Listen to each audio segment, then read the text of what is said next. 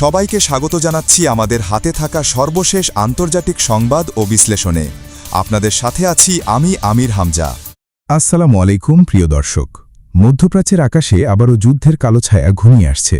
কাতারে যখন আলোচনার টেবিলে বসেছিল ইরানি প্রতিনিধি দল, ঠিক তখনই পারস্য উপসাগরের উত্তপ্ত জলসীমায় শুরু হয়ে যায় নতুন সামরিক সংঘর্ষ। আমেরিকার ড্রোন আকাশে, ইরানির এয়ার ডিফেন্স সক্রিয়, আর পুরো অঞ্চল জুড়ে যুদ্ধের গন্ধ। আইআরজিসি দাবি করেছে তারা আমেরিকার 3টি MQ-9 রিপার ড্রোন গুলি করে ধ্বংস করেছে। শুধু তাই নয়, আরও একটি RQ-4 নজরদারি ড্রোন এবং একটি F-35 যুদ্ধবিমানকে পিছু হটতে বাধ্য করা হয়েছে। পরিস্থিতি এতটাই উত্তপ্ত যে এখন প্রশ্ন উঠছে, মধ্যপ্রাচ্য কি আবার পূর্ণাঙ্গ যুদ্ধের দিকে এগিয়ে যাচ্ছে, নাকি এটি আরও বড় সংঘর্ষের শুরু? প্রিয় দর্শক, গত কয়েক সপ্তাহ ধরেই উত্তেজনা বাড়ছিল। আমেরিকা দাবি করেছিল তারা আত্মরক্ষার জন্য দক্ষিণ ইরানের কয়েকটি মিসাইল লঞ্চ সাইট এবং সমুদ্রে মাইন বসানো যুদ্ধজাহাজে হামলা করেছে। কিন্তু তেহরানের ভাষায় এটি ছিল সরাসরি আগ্রাসন, কারণ একই সময়ে শান্তি আলোচনা চলছিল। কাতারে ইরানের শীর্ষ কূটনীতিকরা উপস্থিত ছিলেন, অথচ হামলা চলাকালীনই হামলা। এই ঘটনাকে ইরান সরাসরি বিশ্বাসঘাতকতা হিসেবে দেখছে। আর ঠিক এখান থেকেই বদলে যেতে শুরু করেছে পুরো খেলার নিয়ম। আইআরজিসির পক্ষপাত্র ইব্রাহিম জুলফিকারি কঠোর ভাষায় ঘোষণা দিয়েছেন, আমেরিকা যদি যুদ্ধবিরতির লঙ্ঘন চালিয়ে যায় তাহলে ইরান তার বৈধ অধিকার হিসেবে জবাব দেবে। এই বক্তব্য শুধু একটি সামরিক হুঁশিয়ারি নয়, বরং এটি পুরো উপসাগরীয় অঞ্চলের জন্য একটি বিশাল বার্তা। কারণ এবার ইরান শুধু আমেরিকাকে নয়, আমেরিকার মিত্র ঘাঁটিগুলোকেও ইঙ্গিত করছে।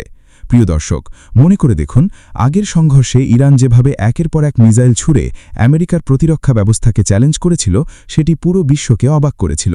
এবারও সেই একই দৃশ্য ধীরে ধীরে ফিরে আসছে। পারস্য উপসাগরের আকাশে ড্রোন ভূপাতিত হওয়া মানে শুধু একটি সামরিক ঘটনা নয়, এটি এমন এক বার্তা যার অর্থ দাঁড়ায় ইরান দেখাতে চাইছে, আমরা এখনও দাঁড়িয়ে আছি, আমরা এখনও প্রতিরোধ করতে সক্ষম। আর এর মাঝেই সামনে এসেছে মোজতবা খামেনির বিস্ফোরক বার্তা। হজ উপলক্ষে দেয়া দীর্ঘ বক্তব্যে তিনি যে ভাষা ব্যবহার করেছেন, সেটি শুধু রাজনৈতিক নয়, কৌশলগতভাবেও অত্যন্ত গুরুত্বপূর্ণ। তিনি স্পষ্ট বলেছেন, এখন আর কোনো উপসাগরীয় দেশ আমেরিকার নিরাপদ আশ্রয় হতে পারবে না। এই একটি বাক্যের ভেতরেই লুকিয়ে আছে পুরো অঞ্চলের ভবিষ্যৎ উত্তেজনার ইঙ্গিত।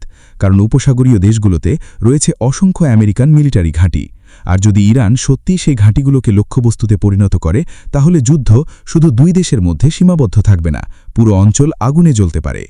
মোজতবা খামেনি আরও বলেছেন, সময় বদলে গেছে, এখন আর আমেরিকা আগের মতো শক্তিশালী নয়। এই বক্তব্যের রাজনৈতিক অর্থ পরিষ্কার। ইরান এখন এমন এক আঞ্চলিক বাস্তবতা তৈরি করতে চাইছে যেখানে আমেরিকার উপস্থিতিকে দুর্বল এবং অকার্যকর হিসেবে তুলে ধরা হবে। আর সেই কারণেই তারা বারবার হরমুজ প্রণালীর কথা বলছে। কারণ পৃথিবীর অন্যতম গুরুত্বপূর্ণ জ্বালানি রুট এই হরমুজ। এখানে কোনো বড় সংঘর্ষ শুরু হলে তেলের বাজার কেঁপে উঠবে, বিশ্ব অর্থনীতি চাপের মুখে পড়বে এবং মধ্যপ্রাচ্য নতুন অস্থিরতার কেন্দ্রে পরিণত হবে। প্রিয় দর্শক, সবচেয়ে ভয়ের বিষয় হল দুই পক্ষই এখন নিজেদের অবস্থানকে ডিফেন্সিভ বা আত্মরক্ষামূলক বলে দাবি করছে। আমেরিকা বলছে তারা নিজেদের বাহিনীকে রক্ষা করছে, ইরান বলছে তারা নিজেদের আকাশসীমা রক্ষা করছে। কিন্তু ইতিহাস বলে এমন পরিস্থিতিতেই সবচেয়ে বড় যুদ্ধ শুরু হয়। কারণ এক পক্ষের আত্মরক্ষা অন্য পক্ষের কাছে আক্রমণ হিসেবে দেখা দেয়, আর সেখান থেকেই শুরু হয় ভুল বোঝাবুঝি, পাল্টা হামলা, তারপর পূর্ণাঙ্গ সংঘর্ষ। এখন প্রশ্ন হচ্ছে, কাতারের আলোচনা কি ভেঙে পড়বে? আপাতত সেটি হয়নি। ইরানের আলোচক দল এখনও কাতার ছাড়েনি। এর মানে দুই পক্ষই অন্তত কূটনৈতিক দরজা পুরোপুরি বন্ধ করতে চায় না। কিন্তু একই সঙ্গে সামরিক উত্তেজনাও বাড়ছে। অর্থাৎ একদিকে আলোচনার টেবিল, অন্যদিকে যুদ্ধবিমান আর ড্রোন। এই দ্বৈত বাস্তবতাই পরিস্থিতিকে আরও বিপজ্জনক করে তুলছে। প্রিয় দর্শক, আমেরিকা এবং ইসরায়েল দীর্ঘদিন ধরেই ইরানের সামরিক সক্ষমতা কমিয়ে আনার চেষ্টা করছে। কিন্তু প্রতিবারই ইরান দেখানোর চেষ্টা করেছে যে তারা এখনও শক্তিশালী। এবারও সেটাই হচ্ছে। ড্রোন ভূপাতিত হওয়ার খবর ছড়িয়ে পড়তেই মধ্যপ্রাচ্যের রাজনৈতিক অঙ্গনে নতুন হিসাব শুরু হয়ে গেছে। কারণ রিপার ড্রোন শুধু সাধারণ নজরদারি ড্রোন নয়, এগুলো অত্যাধুনিক যুদ্ধ প্রযুক্তির অংশ। এগুলো ভূপাতিত হওয়া মানে আমেরিকার জন্য শুধু সামরিক নয়, মানুষতাত্ত্বিক ধাক্কাও। আরেকটি গুরুত্বপূর্ণ বিষয় হচ্ছে, ইরান এখন তাদের জমে থাকা $24 বিলিয়ন তহবিল মুক্ত করার দাবি করছে। অর্থাৎ তারা কূটনৈতিক আলোচনাকে শুধু সামরিক ইস্যুতে সীমাবদ্ধ রাখছে না, অর্থনৈতিক চাপও সামনে আনছে। কারণ ইরান জানে অর্থনৈতিক অবরোধই তাদের সবচেয়ে বড় দুর্বলতা। তাই তারা এই আলোচনাকে ব্যবহার করতে চাইছে নিজেদের অর্থনৈতিক স্বার্থ আদায়ের জন্য। মোজতবা খামেনির আরেকটি বক্তব্য বিশেষভাবে আলোচনায় এসেছে। তিনি বলেছেন, ইসরায়েল তার শেষ সময়ের দিকে এগিয়ে যাচ্ছে। এই ধরনের বক্তব্য নতুন নয়, কিন্তু বর্তমান উত্তেজনার প্রেক্ষাপটে এটি অনেক বেশি তাৎপর্যপূর্ণ, কারণ ইরান এখন শুধু আমেরিকার বিরুদ্ধে নয়, পুরো রাজনৈতিক শক্তির ভারসাম্য বদলানোর বার্তা দিচ্ছে। তারা দেখাতে চাইছে যে ইরান এখনও রাজনৈতিক প্রতিরোধের কেন্দ্রবিন্দু। প্রিয় দর্শক, এই পরিস্থিতিতে উপসাগরীয় দেশগুলোর অবস্থানও অত্যন্ত গুরুত্বপূর্ণ। সৌদি আরব, কাতার, সংযুক্ত আরব আমিরাত কিংবা বাহরাইন কেউই চায় না তাদের মাটি যুদ্ধক্ষেত্রে পরিণত হোক, কিন্তু একই সঙ্গে তাদের অনেকের ভূখণ্ডেই রয়েছে আমেরিকান ঘাঁটি। ফলে যদি সংঘর্ষ বাড়ে তাহলে তারা মাঝখানে আটকে যাবে। আর এই কারণেই মোজতবা খামেনির বার্তা শুধু আমেরিকার জন্য নয়, পুরো উপসাগরীয় দেশগুলোর জন্য সতর্ক সংকেত। তাই এখন পুরো বিশ্বের নজর কাতারের আলোচনার দিকে। এই আলোচনা কি নতুন সমঝোতার পথ খুলবে, নাকি সেটিও ব্যর্থ হয়ে যুদ্ধের রাস্তা প্রশস্ত করবে?